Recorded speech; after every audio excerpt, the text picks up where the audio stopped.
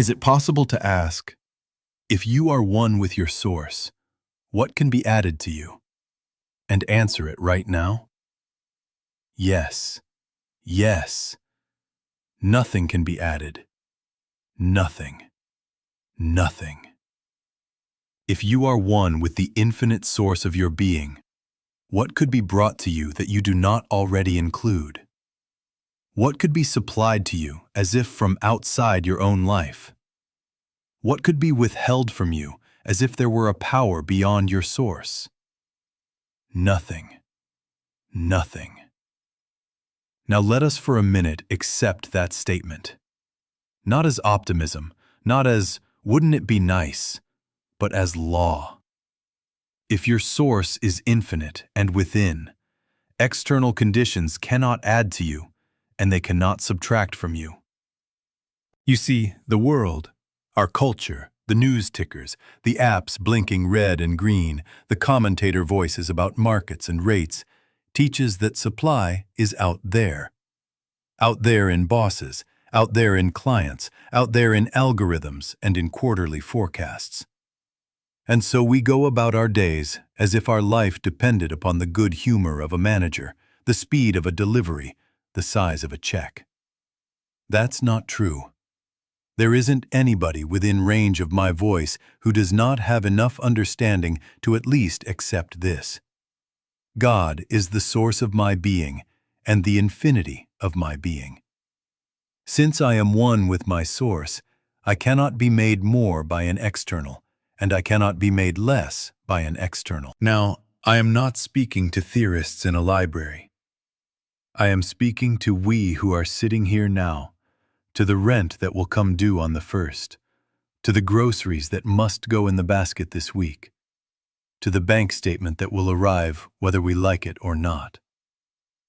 Bring all of that right into this room. Bring the figure you think you fear. And then hear this law.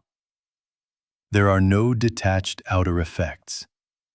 All flows forth from consciousness. That number is not power. That employer is not power. That invoice is not power. Money is effect, symbol, picture. Cause is consciousness.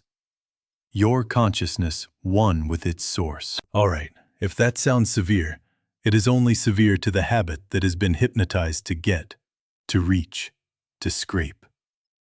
A human being can't help that until the human being is taught the law. And the law is not against you. It is your relief. When you stop granting externals the role of source, you are no longer at the mercy of externals. Fear begins to drain out by itself. The forehead softens. The breath finds you. So in this hour, we are going to begin where the pinch is felt. At the bill, at the due date, at the racing mind. And we are going to reverse the direction of attention.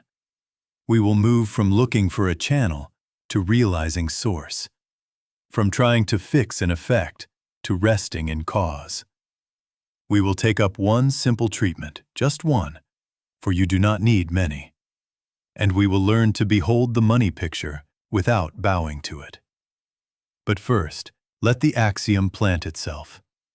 If you are one with your source, what can be added to you? Nothing. Nothing. And in that nothing that can be added, there is everything present. Already present. Now let us bring the human evidence right into the light. Not to hide it, not to pretend it is not there. Bring it here. It is 3 days to the 1st. The landlord has sent the friendly reminder that isn't so friendly. At 9:17 last night, the company emailed a restructuring update. And your name wasn't there, but the phrase "roles impacted" was. You open the bank app and the figure blinks up at you like a verdict. $74.13. And a pending debit you had forgotten. Your stomach drops. Your mouth goes dry.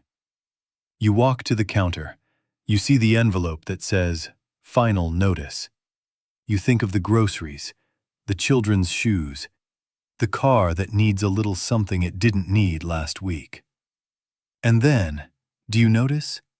The mind begins to run. It runs faster than your feet could ever carry you. A human being can't help that. A human being can't help that. The first reflex is the old religion of getting. Calculate, recalculate, open the spreadsheet, make a list of people to phone, plead, borrow. Text a friend who once said, "If you ever need," blame the boss, blame the market, blame yourself. Refresh the inbox, refresh the banking app. Consider selling the thing you love. Look up a payday loan you swore you would never touch. Promise God if only this one comes through. Scheme, plan, push, press. It is all one motion, getting. It feels practical. It looks adult. It parades as responsible. But underneath it is worship. Worship of externals as power. And there are subtler shades of the same fear. Compare your salary to a colleague's. Count the likes on someone else's announcement. Chase leads as if the one who gets there first will live and the other will starve. Resent the landlord's tone. Resent the client who delayed that payment. Fear the market. Fear the clock. Fear Friday more than you fear falsehood. Do you see how time becomes a tyrant and numbers a judge and other people your rivals? All competition, all on the lookout for what we can get, earn, deserve, pull in. Now let us ask the only question that matters in this room. If supply is spiritual, what do you do when the figures say lack? Do you close your eyes and make believe? No. No. We are not deniers of the human picture. We are not dreamers trying to wish away arithmetic. We are students of law. And the law, don't forget this, we have been quoting it every day this week and last week, declares, there are no detached outer effects. All flows forth from consciousness. The crisis is not $74.13. The crisis is the state of consciousness that looks at $74.13 and bows and calls it power. Now tell me, did those digits create themselves? Did they descend from a throne and ordain your fate? Or are they a photograph, a snapshot of yesterday's fear, yesterday's belief in externals, yesterday's giving of authority to time and market and man? Money is effect, always effect, an outer symbol of an inner measure. Since cause is consciousness, since God is the source of your being and the infinity of your being, the remedy is not to move the pieces on the board faster. The remedy is to take the power out of the picture and return to cause. All right, set the bill down on the table. Leave the email unopened for a moment if you must. Look at the figure and neither love it nor hate it. We are not going to deny it. We are going to define it, effect, not cause. And then we will turn. We will turn from the getting hypnosis to the one simple truth that restores vision. We will learn to behold the picture without obedience to it. And in that beholding, fear begins to dissolve. And in that dissolving, the right channels, many, not one, may open of themselves. Now you come to the law itself. And don't forget this. We have been quoting it every day this week and last week. There are no detached outer effects. All flows forth from consciousness. That is not poetics. That is law. In finance, too. In rent, too. In payroll, invoices, and markets, too. The number that appears on a screen, the envelope that arrives in the mail, the client that says yes or no. None of these are origination. They are photographs of a prior state. Money, digits, contracts, checks, effect. Always effect. an outer symbol of an inner state of consciousness. Now tell me, could an effect cause itself? Could a shadow light its own lamp? No, no. The cause is consciousness. Your consciousness, one with its infinite source. As within, so without. To the degree that consciousness is resting in source, free of fear and free of worship of externals, the picture must conform. To the degree that consciousness is anxious, acquisitive, leaning on persons and conditions, the picture will register that strain. All right. Differentiate this clearly, because your peace depends on it. A job is a channel, not your source. Customers are channels, not your source. Rent checks going out or coming in, channels, not source. The market with its seasons, channel, not source. To say, my employer is my supply, or the economy is my supply, is hidden idolatry. It is assigning causation to an effect. It is as if you looked at a pipe and said, this pipe invented water. No, no. The pipe carries what the spring provides. Windows let light pass. They are not the sun. Channels may change. Source does not. This does not make you passive. Don't mistake it. We still pay our bills. We still show up. We still answer emails and meet deadlines. But we do not pray to the effect while we do it. We do not rub the bank balance like a charm. We return to cause. Even if it is 60 seconds before you dial the number, take those 60 seconds and withdraw the power you had given to digits and dates. A human being can't help rushing. A spiritual student can pause. And in that pause, the burden moves off your shoulders, back to the law that governs. Here is a test you can make today. Watch what fear does to your judgment. In fear, you underprice, you overpromise. You accept terms that insult your integrity. You call everyone, and no one hears. You send an email too soon or too late. You miss the quiet leading. Timing goes ragged, perception narrows. Now watch what inner quiet does. When you return to cause, just one statement realized, God is my supply. Breath returns. You see the one call to make and the 9 to let alone. The right fee names itself without apology. You decline what is not yours without dread, and sometimes, yes, a forgotten invoice surfaces, a refund appears, a referral you did not chase arrives. Cause first, effect follows. To him that hath shall be given.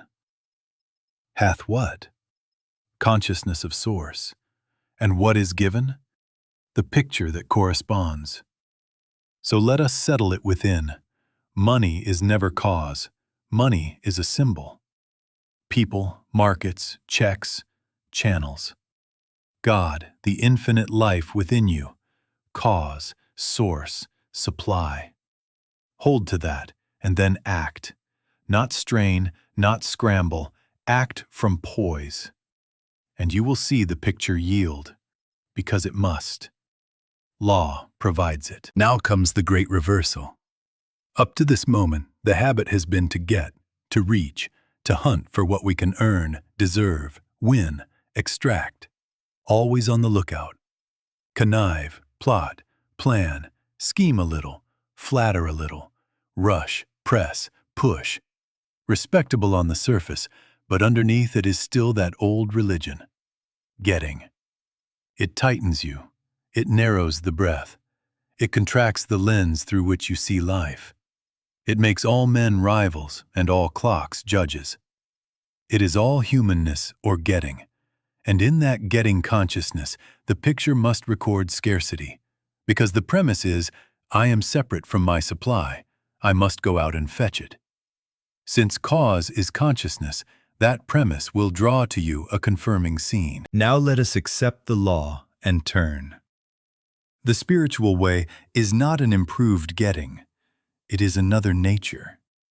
God is infinite, and the nature of God is giving.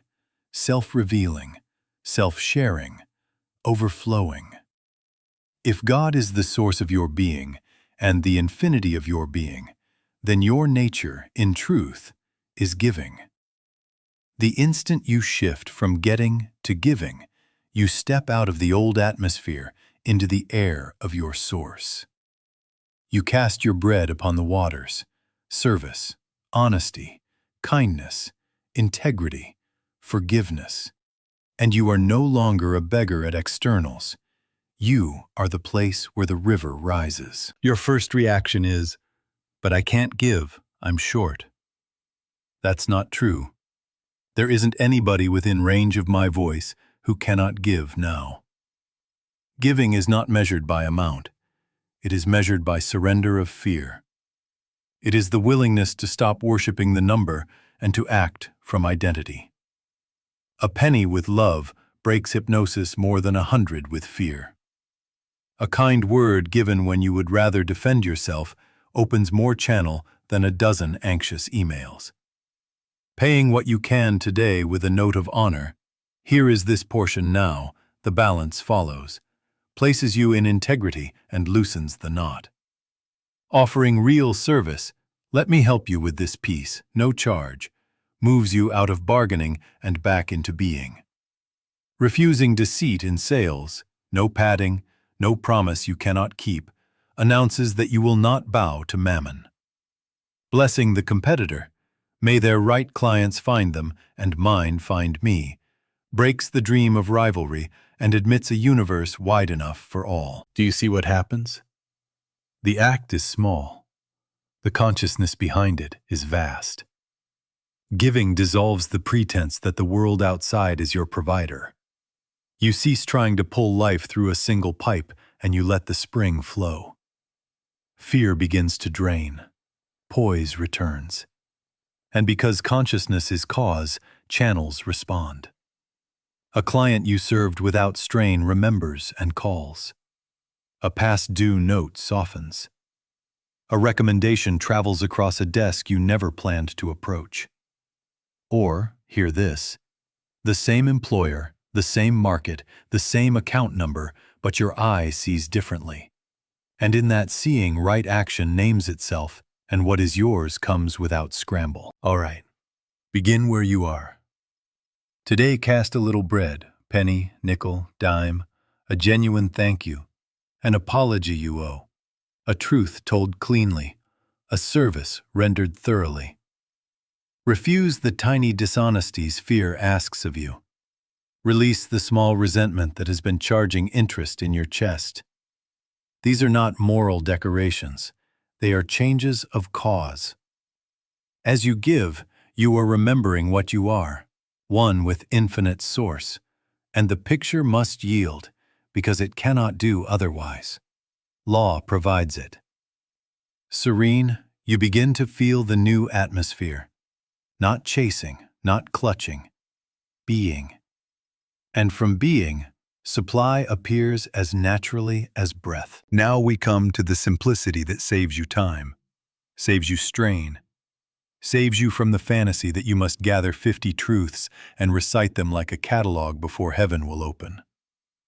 Don't forget this. Truth cannot be multiplied and it cannot be divided. Why? Truth is one. One statement of truth, rightly realized, contains all the truth there is for your need in this moment. You do not need a bouquet of phrases. You need one root that lives. Here it is. And let it have rhythm in you. God is my supply. My supply is infinite. Again, God is my supply. My supply is infinite. Not poetry, law. Not flattery toward a deity, recognition of source. And tie it to the word that has never failed any who have realized it. All that the Father hath is mine, already mine, already now mine. Your first reaction is, "But I don't know enough truth." That's not true. There isn't anybody within range of my voice who doesn't know enough to begin now. If you can remember 2 sentences, you can make your treatment. God is my supply. My supply is infinite. All that the Father hath is mine, already mine. Do not say, if only I had 20 more. Don't think that if you could remember 99 additional texts, your treatment would be 99 times more effective. No, no. The potency is not in the count. The potency is in realization. What is realization? Not a mechanical chant, not a tongue working while the heart still bows to the bank balance. Realization is rest. It is the moment the words stop being words and become awareness. The moment the compulsion to manage effects loosens. The moment you can look at the bill and it loses its mask of power. Then the breath changes, the forehead cools, and behind the eyes a quiet says, "Cause is within, and it is infinite." Now let me tell you when to use it. When you wake at 2 a.m. and the rent has climbed into your bed, do not wrestle with the digits. Do not plan at 2 a.m. Do not email at 2 a.m. Withdraw attention from the picture and return to cause.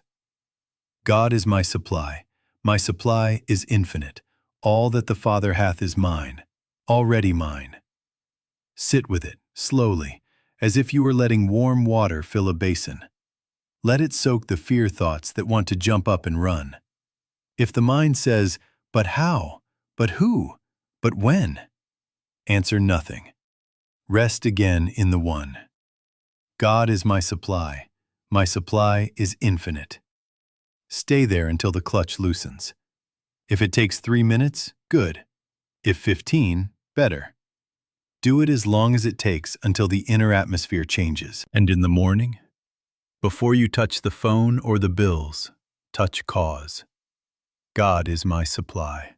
My supply is infinite. Then act from that poise. You will find that you do the same outward things, write, call, serve, but not in worship of externals. The one truth held, realized, becomes your consciousness, and consciousness is cause. From that cause, effects must align. Law provides it. All that the Father hath is mine, already mine, and from that already the necessary appears without strain and right on time. Now we take up the practice that turns the key in the lock, the beholder's stance. What is it? It is the inner move by which you cease being the victim of a picture and become the witness of it. You look straight at the bank app, straight at the envelope, straight at the mind that is beginning to tremble, and you say, quietly, not as defiance, but as law, "This is a picture, a suggestion, not authority, not cause. You behold it the way you would watch a cloud passing, or a headline cross a screen. There it is, and there it goes. A human being can't help reacting. A spiritual student can behold. Freedom begins the instant you can behold the money picture without granting it power. Now listen for the voices fear employs, because they are old actors in new costumes. You'll be late. You'll be evicted.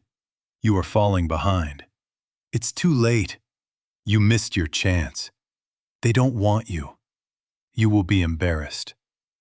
Do you hear the rhythm? It is all one word, threat. All right, let them speak, but do not kneel. Do not argue either. Argument feeds them. Just identify them. Suggestion, not law. Sound, not source. Every time one appears, you may answer with your recognition. God is my supply. My supply is infinite. All that the Father hath is mine, already mine. Then let the suggestion pass like a bird you do not follow with your eyes. There comes a softening when you refuse to feed fear. You will feel it. The shoulders loosen. The breath drops back into the body. The forehead cools. And in that quiet, the little tyrant clock loses its whip hand. Intuition, which had been speaking under the noise, becomes audible. You hear, "Call this one, not the other." You hear, "Wait until 2 o'clock." You hear, "Tell the truth in full." You hear, sometimes, "Do nothing now." And because consciousness is cause, your obedience to that still small sequence becomes right timing, right place, right word. Understand the difference now between responsible action and frightened action. Outwardly, they may look the same. You make a call, you budget, you apply, you send 3 proposals. But when fear is driving, you rush, you overreach, you apologize for being. You accept terms that bind you inwardly. When poise is driving, you move without strain. You name a fair figure without blush. You decline the wrong assignment without dread. You meet the due date with honesty and without bargaining your integrity. It is the same telephone, the same calendar, the same spreadsheet, but not the same consciousness. Cause different, effect different. Make for yourself a simple sequence and use it many times in a day if needed.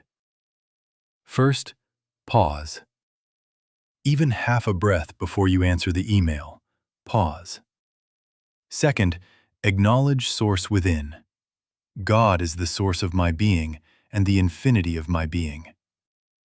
Third, deny causation to externals. This figure, this date, this person is not cause. They are channels at best, effects always. Fourth, rest in the word of already. All that the Father hath is mine, already mine. Let that already dissolve the itch to hurry. Then, fifth, proceed. 1 step, not 10. The one that presents itself in peace. You will discover that right activity flows out of the beholder's stillness, not out of the beggar's panic. And what is yours, because it is yours in cause, answers from the field without your chase. Now let us look at the subtlest form of fear, because it hides under respectable clothes. It is dependence. You know the feeling. Waiting on one person's approval, one paycheck on Friday, one contract to close, one tenant to sign, one market cycle to turn your way. You pin your breath to a single door. You plan your mood around one name in an inbox. You whisper, "If this comes through, I live. If it doesn't, I sink." That is worship. That is calling an effect your God. A human being can't help that, until a human being is told the law. And the law says, source is within, channels are without. Channels are many, cause is one. All right, correct it gently but firmly. Your employer is not your supply.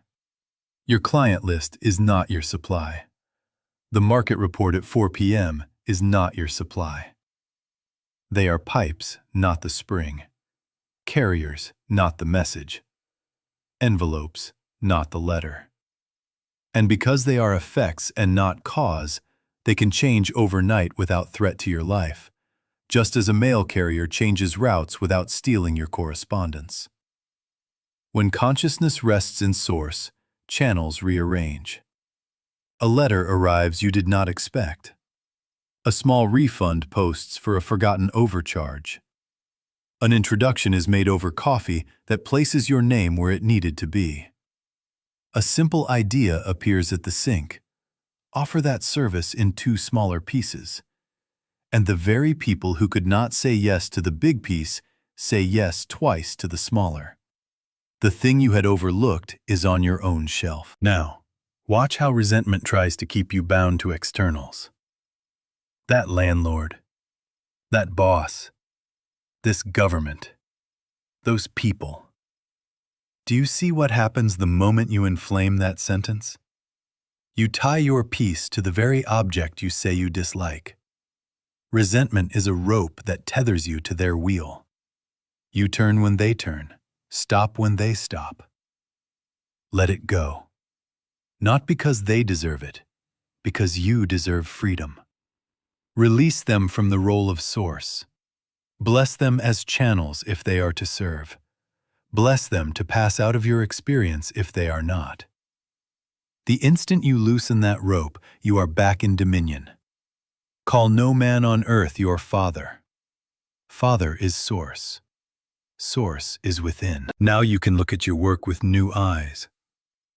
Work ceases to be survival and becomes expression. You do not go to your desk to get, you go to give. Craft, clarity, honesty, thoroughness. Pricing becomes clean because you are not trembling. You can name a fair figure without apology. You can say no to the one that is not yours without dread. Deception becomes unnatural. No padding, no vague promise, no bait. The fear that asked you to compromise has lost its megaphone. You discover that people feel the difference.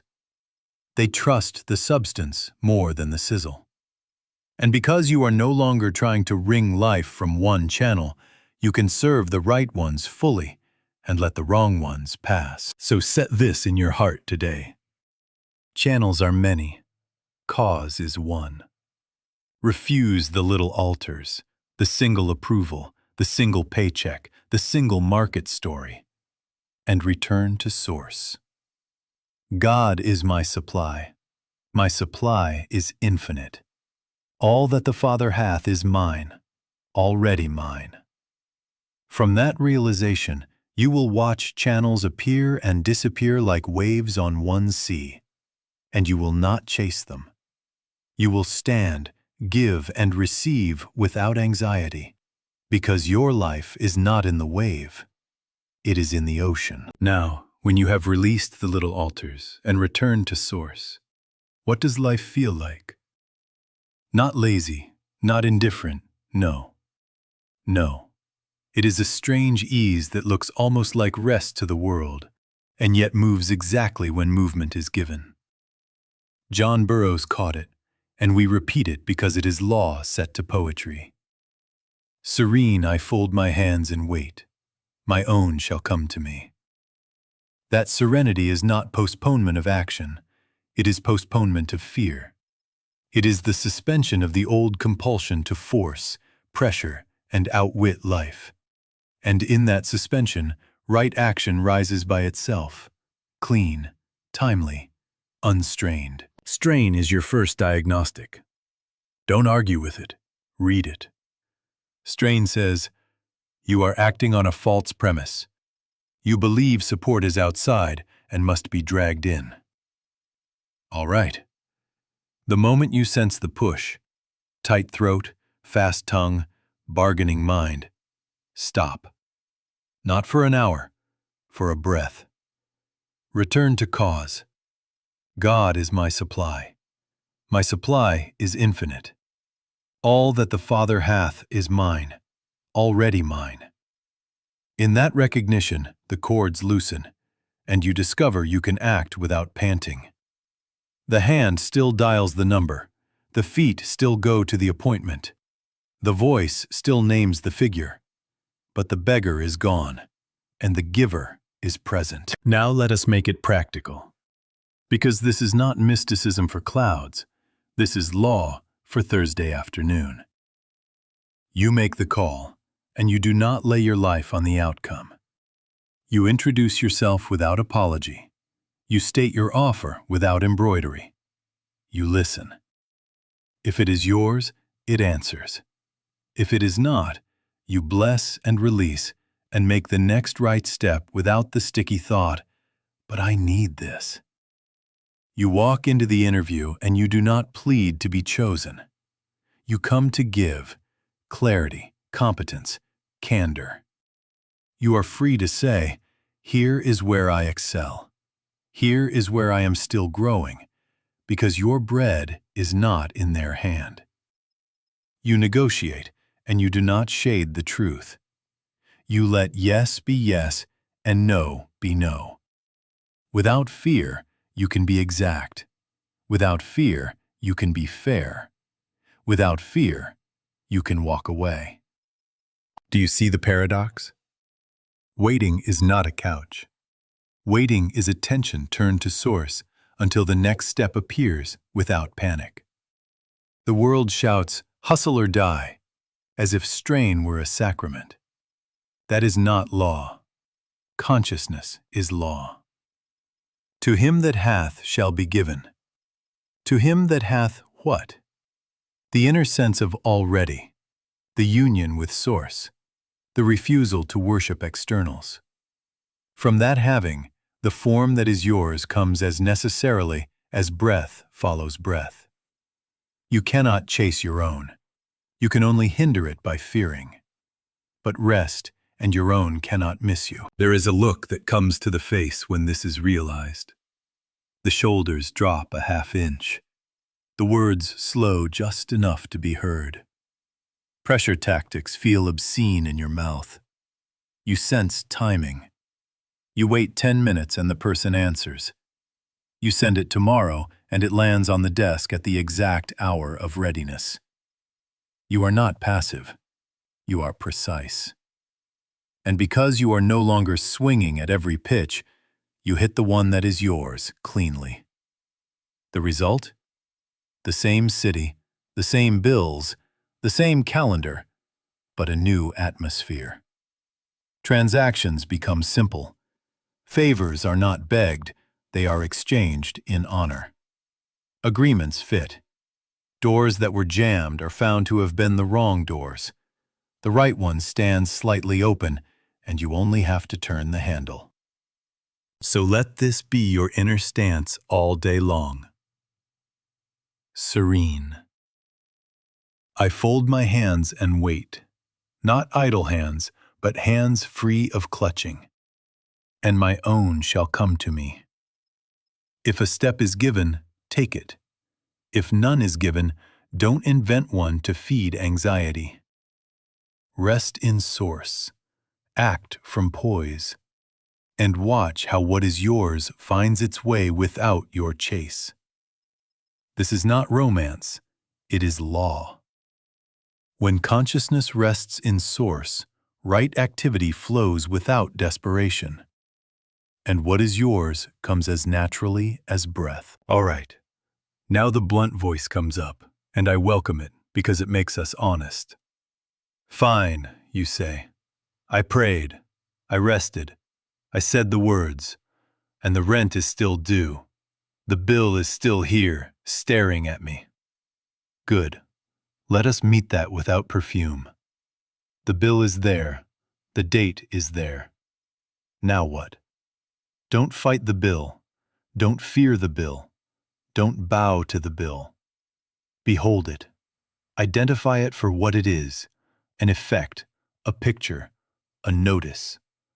Not cause, not authority, not source. Then return, again if need be, to consciousness as cause.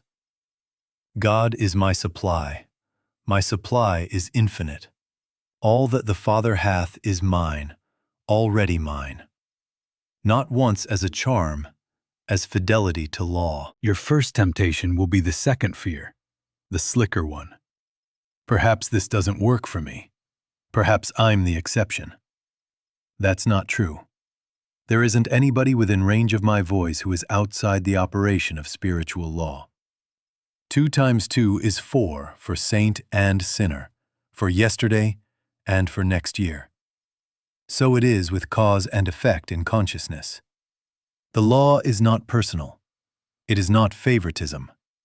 It is principle.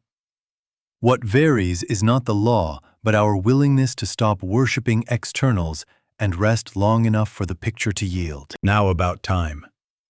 Don't measure truth by the clock. Seed time and harvest are not the same hour. Cause shifts within. Effect rearranges without. Sometimes quickly, sometimes as if a hand were moving the furniture in the next room. Quietly, A thud here, a scrape there. And then the door opens, and you see what has been done. Channels are many. The rearrangement seldom comes by the line you were clutching. It may come as a bill reduced, a date extended, a new client answering from a forgotten conversation, a refund posting, an idea that packages your service cleanly and sells twice, a move that was overdue and now proves cheaper and freer than the old place. You do not plan the channel. You keep faith with cause. What do I do meanwhile, you ask? Do what honesty and order require, outwardly. Communicate without groveling. Here is my plan. Here is this portion now. Here is the balance on this date. Work your work. Budget with clarity, not with self-hate. Make the calls that are yours to make. Decline the ones that smell of compromise. But refuse inward panic. Refuse self-condemnation. Refuse the theater of, I have failed. You have not failed. You are practicing law. In each pause, return. God is my supply. My supply is infinite. All that the Father hath is mine, already mine. Let the words wash the nerves until the pressure releases. Then take the next clean step. You will notice something. The bill that bullied you yesterday becomes paper today. The date that whipped you becomes a point on a calendar. Fear thins, poise returns. And because consciousness is cause, the outer scene, though it may protest for a day, 2 days, a week, begins yielding. A promise you made to live by integrity draws trust toward you. An opening you could not have designed appears.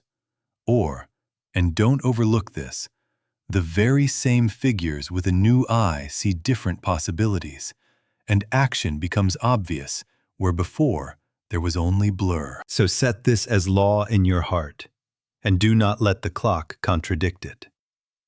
Do not measure truth by the clock. Stay with cause, and the effect must conform. Not maybe, must. Hold to source. Refuse worship of externals.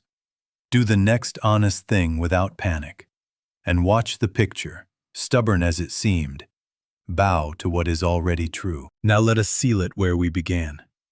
If you are one with your source, and you are, what can be added to you? Nothing. Nothing. If the source is infinite and the source is within, what can be taken from you? Nothing. Nothing. Then hear the unavoidable logic. What cannot be added to you cannot be missing from you. Apparent absence is a picture only. It has no authority over cause. All right. Accept that, not as a slogan pinned to your jacket, but as the law of your being. In the degree you accept it, the ache to grab quiets, the eyes soften, and you find yourself capable of living from sufficiency instead of hunting for it. Now the call is private and immediate. Go home. Don't phone 3 friends for reassurance. Sit with it. If necessary, sit up in the night. We have said it all week, and we will not stop saying it. Practice one truth until it becomes your consciousness. Not 30 minutes of bargaining. A steady resting until fear breaks and assurance is felt.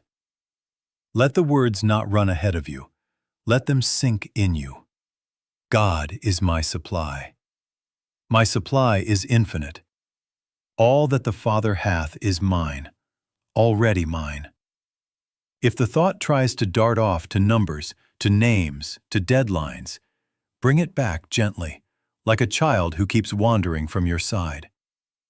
Stay until the inward click comes, the release, the unhooking, the sense that cause is settled and effect must follow. Maturity does not deny envelopes, dates, agreements. Maturity refuses to worship them. You pay your bills. You keep your word. You speak straight. You render full measure, pressed down, running over. But you do not tremble before externals. You stand in the fact of inner wealth. And from that fact, generosity and integrity are natural. You discover that giving is easy when identity is not afraid. You discover that saying no is clean when dependence is gone. You discover that exactness in money matters is love in action, not fear in disguise. Now a simple daily rule. Don't make it heavy, make it faithful. One statement. God is my supply. My supply is infinite. One quiet period, morning or midnight, but daily, long enough for the breath to deepen and the heart to rest. One act of giving, coin, kindness, craft done thoroughly. Cast your bread upon the waters. One conscious refusal. When the picture shouts, "Panic," answer nothing and behold it without worship. That is enough. Truth is one. Live one truth, and it will multiply as form. All that remains is the final word you already know. Say it as law. Let it be your atmosphere. God is my supply. My supply is infinite. All that the Father hath is mine, already mine, already, now, mine. And remember, do not look outside to find what only consciousness provides. Consciousness is the supply.